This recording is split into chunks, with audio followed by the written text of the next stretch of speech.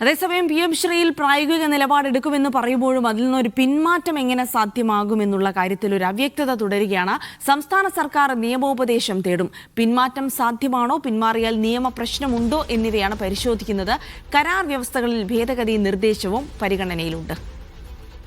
സെയ്ഫ് സൈലാബ്ദീൻ വിവരങ്ങൾ നൽകും. സെയ്ഫ്, അത് തന്നെയാണ് PM ശ്രീയിൽ ഒരിക്കൽ ഒപ്പുവെച്ചു. അപ്പോൾ അതിൽ നിന്ന് ഏകപക്ഷീയമായ ഒരു പിന്മാറ്റം സാധ്യമാണോ, അതിന് നിയമ പിൻബലം ഉണ്ടാകുമോ തുടങ്ങിയ ആശങ്കയൊക്കെ ഉണ്ട്. അപ്പോൾ പിന്മാറാതെ തന്നെ ഏതെങ്കിലും തരത്തിലുള്ള ഈ നിലവിലെ കരാറുകളിൽ ഏതെങ്കിലും തരത്തിൽ ഭേദഗതി ചെയ്യാൻ കഴിയുമോ തുടങ്ങിയ കാര്യങ്ങളിലൊക്കെ സംസ്ഥാന സർക്കാർ ഇനി ഒരു തീരുമാനം എടുക്കേണ്ടി വരും. അപ്പോൾ അതിൻ്റെ ഒരു നിയമവശം എന്താണ്, എത്രത്തോളം ബുദ്ധിമുട്ടേറിയ ഒരു കാര്യമായിരിക്കും സർക്കാരിന് ഈ PM ശ്രീയുമായി ബന്ധപ്പെട്ടിനി ഉണ്ടാവുക?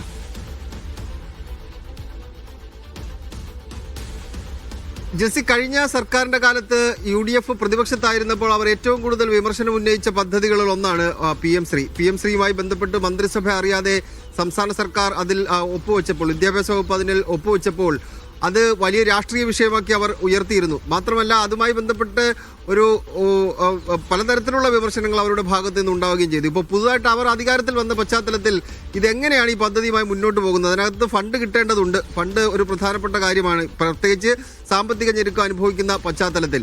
ഇത് പിന്മാറ്റം സാധ്യമാണോ എന്നുള്ളതാണ് പ്രധാനമായും പരിശോധിക്കുന്നത്. പിന്മാറിയ ഏതെങ്കിലും തരത്തിലുള്ള നിയമപ്രശ്നമുണ്ടോ, അത് രണ്ടും പരിശോധിക്കുന്നുണ്ട്. അതിൽ ഒരു നിയമോപദേശം തേടാൻ വേണ്ടിയുള്ള തീരുമാനമാണ് സംസ്ഥാന സർക്കാർ ഇപ്പോൾ എടുത്തിരിക്കുന്നത്.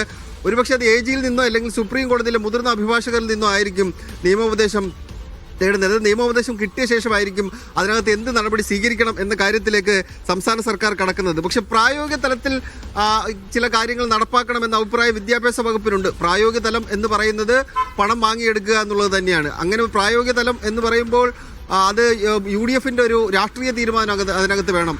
പലതരത്തിലുള്ള ഘടകകക്ഷികളുണ്ടല്ലോ. ഇപ്പോൾ ലീഗ് മാത്രമല്ല, അതിനകത്ത് കോൺഗ്രസ് ഉണ്ട്, RSP ഉണ്ട്, അങ്ങനെ പലതരത്തിലുള്ള ഘടകകക്ഷികളുണ്ട്. ഇവരുടെ എല്ലാ ഏകാഭിപ്രായം ഉണ്ടെങ്കിൽ മാത്രമേ ഇതുമായിട്ട് മുന്നോട്ട് പോകാൻ കഴിയുകയുള്ളൂ. ഈ പശ്ചാത്തലത്തിലാണ് നിയമോപദേശം തേടിക്കൊണ്ട് അതിനകത്ത് തുടർ നടപടി എങ്ങനെ സാധ്യമാണ് എന്ന കാര്യം സംസ്ഥാന സർക്കാർ പരിശോധിക്കാൻ പോകുന്നത്. അത് അടുത്ത UDFൽ ചർച്ച ചെയ്ത് നയപരമായ ഒരു തീരുമാനം അവരുടെ ഭാഗത്ത് നിന്ന്, രാഷ്ട്രീയ തീരുമാനം അവരുടെ ഭാഗത്ത് നിന്നുണ്ടാകും.